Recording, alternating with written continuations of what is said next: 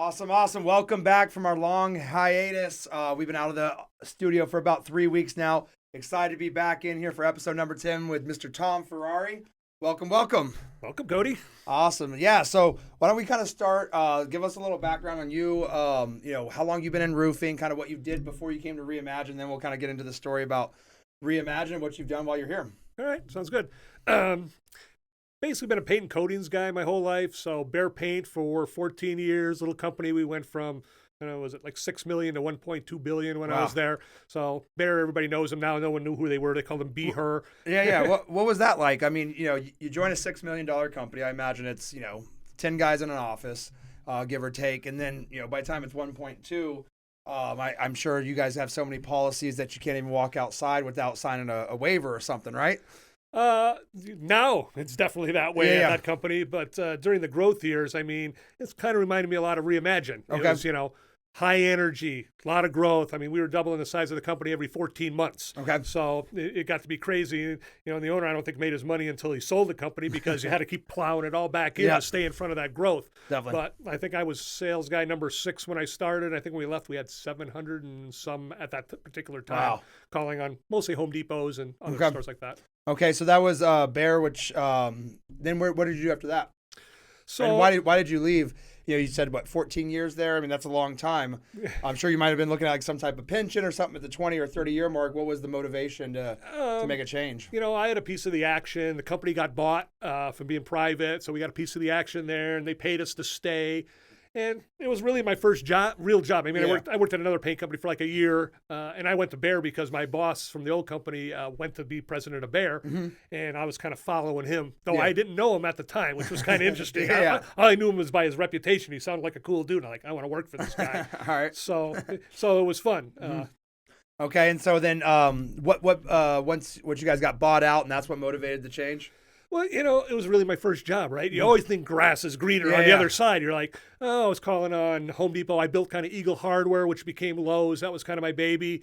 And then it was like, I wasn't so excited just to call on Home Depots anymore. And they kind of became just Home Depot. I was running the dealer business, and I saw the writing on the wall that they were going to get out of that, right? Okay. So I'm like, all right, I'm going to start looking. Okay. And then you landed at Geico? No, I worked at another little coatings company for a while. We actually... ended up getting bought out. I put a deal together. We went into Home Depot. I think I sold some flooring stuff for a while for a carpeting company in Dalton, Georgia. Then I ended up with Geico, which was roofing, which it's coatings. I said dirt and goo in a can. Next aisle over, same stuff. And I kind of developed a silicone roof coating. When I got there, silicone was maybe a $10 million business used in the Southwest on foam roofs predominantly.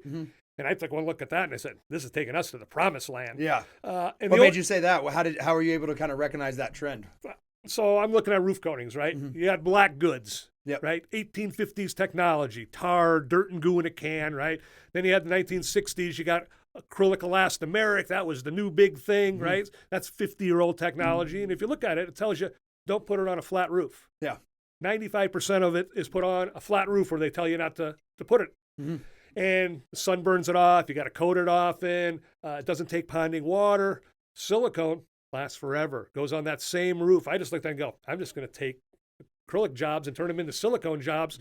It's twice the money, but it lasts 3 times as long. Superior product. I go, this is taking us to the promised land. And that's what, $1 billion business now, I think, silicone roof coating. So let's dive into that a little bit. What makes silicone unique to be able to handle ponding water? Because when you think about a roof, typically every roof, the goal is to shed water. So what is unique about silicone, and why do you think maybe it's not used on every single flat roof? One, it's gotten expensive, and the price has come up quite a bit. But the properties of it are superior. It's made from silica sand. UV doesn't burn it off. It's a non-sacrificial coating. So once you put it up there, it's up there. An acrylic roof, every time it rains, they stay nice and white. I've got one on my house. Stays nice and white because every time it rains, a little bit of that roof comes off along with the dirt, so it stays nice and clean. But it's also washing your roof away. That's why you got to go up there and coat it often. So for that, and also ponding water. You mentioned that every roof, I don't care if it's a day old or 100 years old, they all got ponding water on them, typically near the drains. And Typical acrylic will last maybe 5 to 7 days under ponding water, and it dissolves. And I didn't know that even when I was starting at Geico. I made a duck box for silicone. Yeah. Coated it, put a duck on it, we throw it on the counter. And we had acrylic, we never sold it because it was really expensive compared to anybody in the market. I said, well, let's see how long ours lasted in the duck box. It lasted 7 days, which was 2 days longer than anybody else's. But I lived in Seattle at the time. We had rain one time for 63 days in a row. Your 7 days of ponding water security doesn't mean anything. Right? Yeah. So. And then how long do you think silicone would last? Or do you guys do the challenge with the duck box? So we put it in cardboard box and coat it with that. It'll stay there forever. It's never going to deteriorate. It's a non-sacrificial coating. And then I'd give the buyer a lot of times a blank box, right? Okay. I go, whatever you think you're going to be putting on your roof, I go, coat it, put it in this box, and set it on your computer. Call me in a week. Tell me how much confidence you have in that roofing system, right? So yeah, that's awesome. That's definitely a powerful way to sell. So you went from Geico, and let me back up a little bit. Did you always know you wanted to be in sales? Because it sounds like you went, from selling coatings to selling floor hardware, selling floors to selling. Is it just in the blood, or did you see something unique in that? What made you want to be a salesperson? I've been selling since I was pretty young. I was working in a hardware store when I was 14 years old, so I sold, got to deal with contractors and stuff, and went to college. I was going to be what was I going to be? Aeronautical engineer, right? I was like, all right, I'm going to go to Boulder, Colorado, go to school. And I was like, started looking, I'm going, oh, technology was changing so fast at the time. I was like, by the time I get my degree, computers and that were just starting to get going, right? I'm going, I'm going to be obsolete 4 years down the road. And I always kind of had the gift of gab, and I liked to sell, and I always sold. So, when I got out, went back into selling paint. So. Awesome. So, how long were you at Geico? Kind of what motivated the change from there, and what was the difference between when you started and when you exited? So it's kind of typical in my career. It's kind of interesting. I start out selling, right? I love selling. I get out in front of the customer, go put some big deals together. I ended up getting a big customer, Prime Source, which was, our biggest customer at the time. I think they got to be $40, $50 million worth of business for us direct, and eventually as the years go by, you don't go sell anybody, right? All I do is wear a fire hat, put out fires. I sat behind a desk, looked at spreadsheets, did production estimates. Yeah. And you kind of lose the selling part of it, right? Which I miss. I like getting on the field, being with the team, right? So, it changes, right? As you grow. And then the company got sold too. So Okay. So what happened after Geico? So after Geico, I did some consulting in the industry, which I've been at it for a while. So I consult typically, did that kind of things. And then I was looking for the right opportunity. So awesome. And here we are. Yeah. So it's been a year. Yeah. So talk to me a little bit about, that job search process. What made you interested in Reimagine? What areas maybe you were also looking at, and what kind of was a determining factor? I had some solar guys talk to me about running solar crews, and, a couple of them are pretty straight honest with me. They go, you've been on a higher professional level. He goes, I don't know if you can chase solar guys. You're going to lose your mind really, really fast doing that. Yeah. So I looked at that, and actually, I think I talked to Jesse first before I actually talked to you. Oh, okay. So Jesse had talked to me, I think, about solar, and we had a good interview, good conversation. He's like, I think you need to talk to one of my partners. Yeah. So that's how we got hooked up. Awesome. Cool. And then, what stood out with you with Reimagine? Like, what was, coming from more established companies, was it a little bit scary joining a startup? And because you joined us when I think we had like 4 or 5 employees, and we did that big hiring push, and you guys were like 6 through 10 or whatever all at one time. Yeah. So one, it's pretty much the opposite of what I was doing. So it's the other side of the desk, right? I used to be on the manufacturing side, so I was selling to roofers, doing it all the time. So one, it was a challenge, something new, something different. I really like the energy and the vibe, right? You bring a ton of energy to the game. So, definitely. And I like being part of something that's growing, it's fast. I'll get bored if it's just the same thing day in and day out, right? So I like a lot of different challenges. Now, was I a little nervous when I worked in that office that first day? I'm like, I think it was me and Chris, we were here, and a few guys, and we were in this little office, and I'm like, wow, it was like a Chinese fire drill in there, right? I go, and now you look at our new offices and where we are. So yeah, definitely. Yeah, it was crammed in there for a while, especially towards the end. I think we had like 25 people and about 400 square feet. We had desks. Desks were just joint use. Nobody even had their own desk. That's awesome. So, talk a little about the challenge of transitioning and the difference between the sales of B2B sales versus B2C versus manufacturer to Home Depot, and like, how does that, for somebody maybe listening to this that maybe thinks the grass is greener, maybe they're doing in-home sales right now and they want to get in, sell into Home Depot or vice versa. How would you say they stack up against each other? What are the benefits and the drawbacks of kind of each? It depends on, where you're going. Typically with homeowners and stuff, I always like dealing with homeowners. Homeowners are fun. Try to figure out what's motivating them, what they're trying to do, and putting a program together to make them, what they're looking for their home. Definitely. That's fun. It's challenging on the solar side. Solar's a crazy business, right? Yeah. I mean, they're calling, hey, I got this hot deal, boom, boom, boom. You put it together for them, and then they're gone for like 3 weeks. You can't chase them. You're hunting them. Then all of a sudden they pop out of the woodwork. Hey, this deal's ready to close. We're signing today, right? That's the nature of the beast. So I guess you're glad that you're partners with them and not bosses of them. Yeah, I think that was probably a good tip I got along the road. That would be a nightmare. And so then that's kind of, we have that challenge on the solar side. What is the challenge, compared to a homeowner versus like a Home Depot? Maybe a homeowner might be a little bit more needy on the front end, but I imagine Home Depot can be pretty demanding from time to time. Oh yeah, they grind you the same way, right? Mm-hmm. So it's just a little different style, and who's going to grind you? A homeowner you can deal with. Bernie Marcus is calling you from Home Depot. That was a different problem. So, and what kind of what was your interface with them? Were they beating you up on price or beating you up on delivery time, or like what was the friction point? Because the homeowner, it's hey, I want my roof done next week. Is it Home Depot saying, hey, I want my shipment here next week, or what's the give and take there? At Home Depot, we were kind of one of their premier vendors. We were vendor of the year almost every year for the paint department. So we got a lot of slack because we were so good. We knew more. Matter of fact, we were told both at Home Depot and Eagle, we knew more that was happening in a lot of their stores than they knew. But we were in their stores so often. Yeah. I had a guy in the store every day, right? Mm-hmm. So we knew the pulse of what was going on. Okay. And it was interesting because if we were messed up in a store, that store was a mess on everything else because we were probably the best run part of it. So, challenges as always, deliveries, customer service, making the customer happy. Home Depot had a policy that no matter what went wrong, you made the customer happy. Okay. So that means if they buy your product from Home Depot and then go try to paint it on and it splashes into their grass, you're expected to go out there and make it right? Pretty much.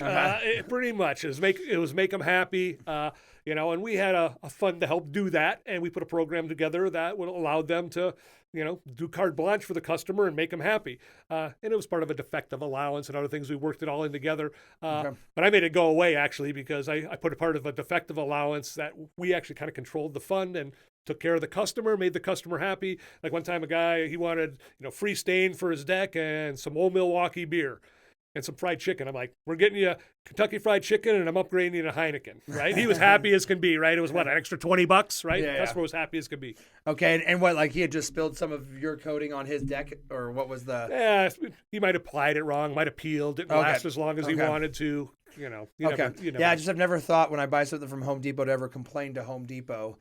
Through Home Depot to then get to the vendor. I always would just call the manufacturer directly. Oh, and there was other companies besides Home Depot that were even worse, right? I mean, if a customer called, my phone was blowing up, right? So, that's interesting.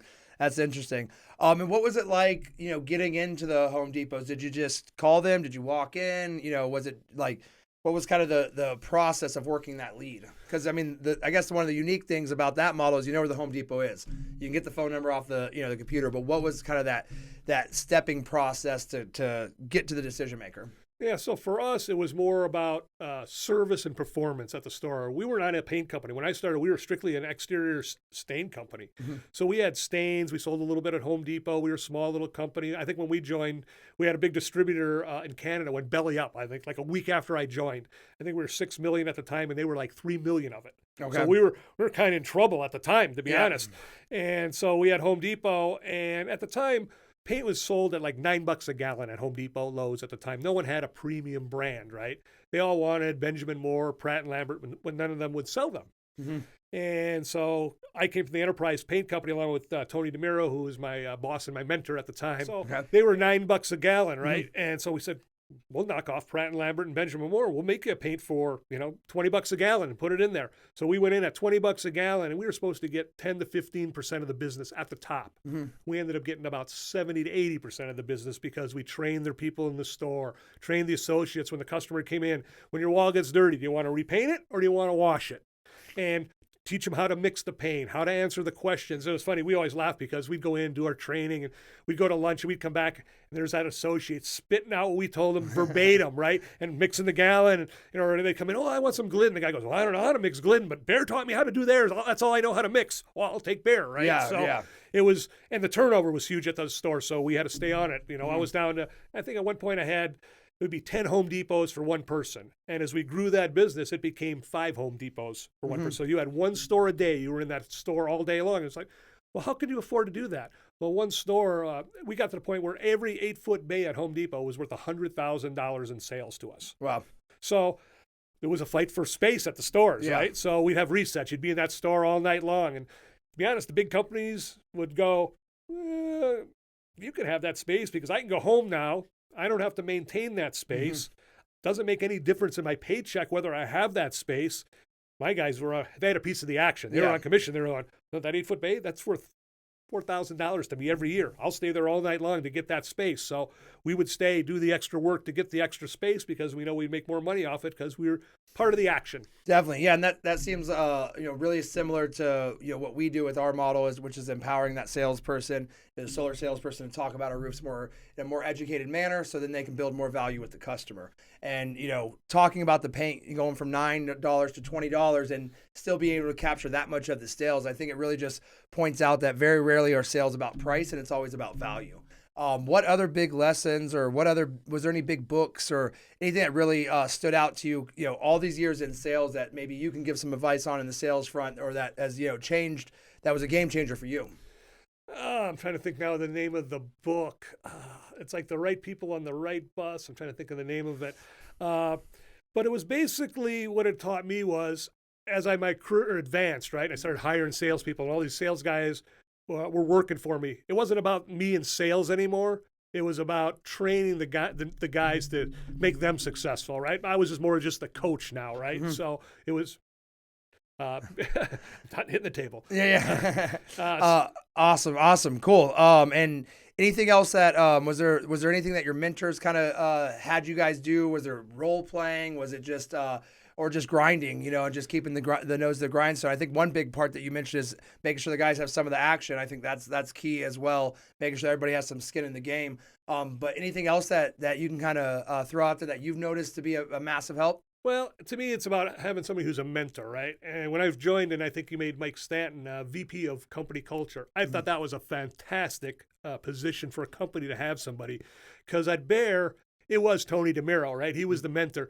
He would go in, get the guys motivated. Sometimes somebody needed a little bit of a beat down, and he was the guy. He was the guy to give you a beat down in front of the crew. But it would humble somebody. It would make them focus on, maybe they were, their head got a little too big to get into the door. They were a little too cocky. They needed to be humbled, but it got them on the correct path, got them focused on how to improve their career, how to be a better team player, how to support your other guys on your team better. Definitely.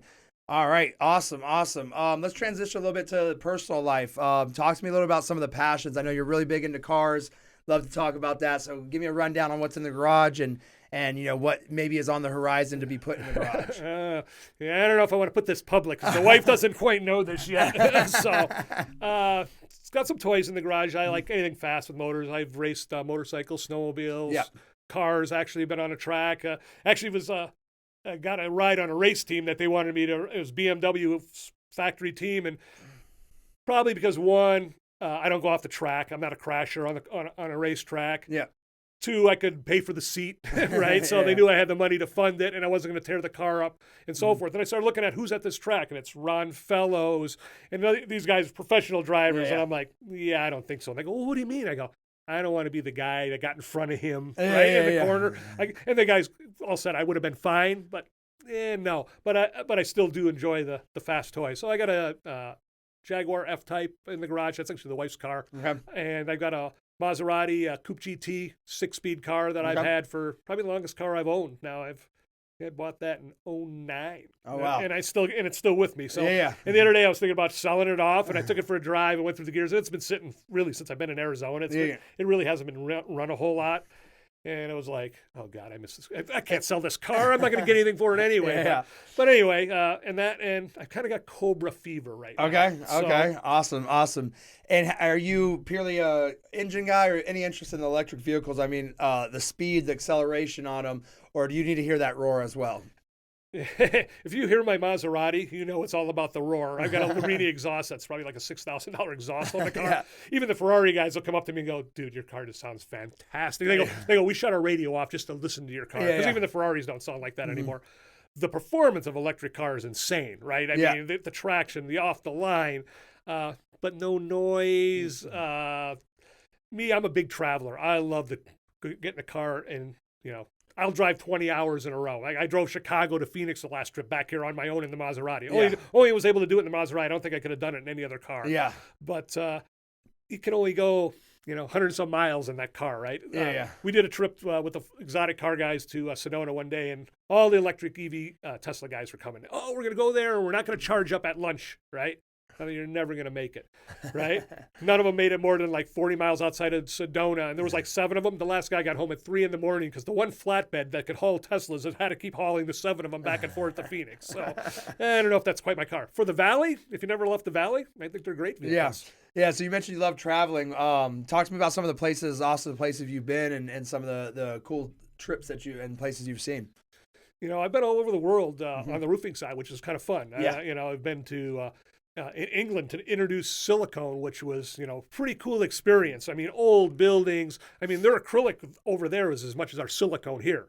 And silicone was fairly cheap. And, I did a roofing's a whole different deal, right? So it's journeymen with, the apprentices. And I taught them how to do it. And I actually had to come out and look at this job. And it was a World War I hospital it was in horrible shape, right? Yep. I mean, I wouldn't have brought a pet to this place. That's how bad it was. And it was a functioning hospital, right? Wow. And the guy goes, we have a maintenance program for the asphalt. He goes, but nothing on the roof. And literally there was a tree growing on the roof that had to be there like 15 years, right?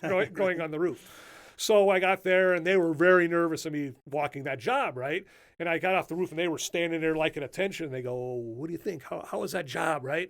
I'm like, I've never seen a better job. They go, what do you mean? I go, I've looked at 1,000 jobs all over they lifted every piece of equipment on that roof. I mean, that job, they put down walk pad, granule. I mean, it was beautiful. They go, oh, well, don't you get a roof like that in the United States? I'm like, yeah, our labor's not quite the same. I mean, a lot of times guys just want to get off the roof, right? Yeah. But, journeyman, apprentice, these guys were skilled, high labor. I was very impressed. So it was definitely a different experience. Awesome. So that was maybe the coolest roofing experience. What about on outside of roofing? Any places that really jump off the map for you? Thailand was a lot of fun. Okay, I'm a big fan of Thailand as well, yeah. And I wasn't really that excited to go, right? I was like, it's a long plane trip. I'm going to be over there. It was a business meeting. Fell in love with it. Like I tell people when you go, bring nothing. And they're like, well, what do you mean? Well, okay, bring a toiletry bag. But you buy your suitcase there, you buy all your clothes, you fill it all up, and you come back. Because everything there is, a tenth of the price, and the people are so friendly. They're happy. And the McDonald's experience in Thailand blew my mind. if you know what I'm talking about. No, I'm not. I didn't go hit up McDonald's. No. So one day, Thai food. I love Thai food. Yeah. Right? So one day I was like, well, we're gonna go to McDonald's, and it was on a Sunday, right? And I'm always gonna have two Big Macs, right? Yeah. So I ordered 2 Big Macs, and the guy at the counter looked at me like I had 2 heads for one, right? So I get them. They literally are like this big, like you actually see in the commercials here. Yeah. That was the actual. I mean, I could only eat one, and I actually gave it to a local, and he was like, I gave them a piece of gold, right? Yeah. Like, here's your sandwich, right? But nothing like in the United States, right? That's crazy. I never would have thought to go to McDonald's when I was in Thailand. I was there trying to do all the local stuff, eat the local food, and et cetera. That's funny. So sounds like a lot of over on the Europe and Asia. Ever traveled to South America? Oh yeah, actually, we've introduced silicone down in Brazil. Which was unique and fun. And yeah. Brazil is exciting. I had a cousin who lived down there, so I got to visit him when I was down there. And awesome. Yeah. Any fun motorbikes stories down there? I know I got a couple of friends that done a lot of motorbiking throughout South America. I'm a motorcycle guy too. I know that's what I was, yeah. But no, I'm not going to attempt that. It's kind of like in Italy. It's like the same thing, right? Yeah. My wife's like, oh, look at all the motorcycles and the mopeds. And we went into one of the churches, and there's like just rows of helmets on the wall. And I literally in Italy, I saw somebody go down every day, right? But they're on the cell phone, they're smoking a cigarette, they're driving a moped. I mean, it's Italy. Definitely. Awesome. Cool. So let's talk a little about the future. What is kind of on the horizon for you outside of the Cobra? Sorry to the wife. Outside the Cobra, what big goals do you kind of have planned for the new year? Any big events coming up? What's kind of in your short-term and long-term future? Good question. With COVID and everything that's hit us, we haven't traveled. Me and the wife haven't gone anywhere. To be honest, we split time between Arizona and Seattle for 10 years or so. And about 3 years ago, we went full-time down here. And to be honest, we really haven't gone anywhere since we moved here. New house, getting it all set up, and then COVID hit in. So now we're going to go. I really, next year, I want to take a trip to Europe. So get over there for a year or two. Where at? My wife is Norwegian, Scandinavian, so we're gonna go up hit those countries, and then I'll probably wander back to Italy on the same trip, or go through France and down to Italy. Big fan of Italy? Yeah, I love going to Italy. It's fun. Yeah. What's your favorite part about it? I just like the people. I just like hanging out. Like me, I can just go for a walk down the street and just hang out. and enjoy. I like the food, the travel. It's just to relax and. 100%. Yeah. I mean, I grew up, we spent 3 years in Italy when I was growing up, and just, I was pretty young. I was about 4 to 7 during that time. But all I remember is just the ability to walk across the street and have a conversation, and like just the kindness and the welcoming and just the beautiful sights everywhere you went. It's just such a beautiful place. What part of Italy were you in? We were in Aviano. Okay, cool. Yeah. So right off, I think it's an Air Force base. I believe there's the Aviano Air Force down south. Base. Yeah. Yeah. Mm-hmm. Yep. But it was awesome. We I was lucky enough that my parents, every time we lived overseas, we never lived on base. So I got to, I went to an Italian school. I was fluent in Italian. I didn't remember any of it now, but yeah, I got the whole kind of experience, and it was a really amazing place. I'm excited to go back. It's on my short list to get back here pretty soon. Yeah, cool. Awesome. Well, I appreciate you taking the time to join us today. It's been great getting to know you better, and I appreciate everything you've done for the company. You bring an amazing amount of energy, you bring an amazing amount of experience, and I'm excited to see what we can build over this next year, and hopefully we have the same success that your other companies have had. Well, we had a fantastic first year. Yep. So I think we do in a day what we did in a month. Yes. When I joined. 100%. Yep. Sometimes when I look at those numbers, I'm just like, wow, like that would have been a great month. And it's just like, wow, that's a great day, So you've been a huge part of that, and I appreciate everything you've done, and I'm happy to have you on the team. Wow, really went fast. I've enjoyed it, and a lot of fun. Thank you, awesome. Cody. All right. See you guys later. Appreciate you guys tuning in.